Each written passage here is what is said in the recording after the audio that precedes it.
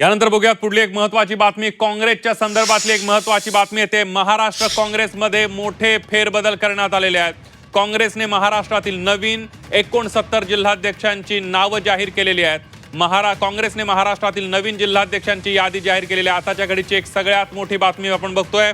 काँग्रेसनं महाराष्ट्रामध्ये अनेक मोठे फेरबदल केलेले आहेत। काँग्रेसने महाराष्ट्रातील नवीन 69 जिल्हाध्यक्षांची नावं जाहीर केलेली आहेत। काँग्रेसने महाराष्ट्रातील नवीन जिल्हाध्यक्षांची यादी जाहीर केलेली आहे आणि त्यामुळे आता कुणाकुणाला संधी मिळाली आहे नव्या यादीमध्ये ते बघणं सुद्धा अतिशय महत्त्वाचं ठरणार आहे। तर कुणाला डच्चू देण्यात आलाय हे सुद्धा बघणं तितकंच महत्त्वाचं ठरणार आहे।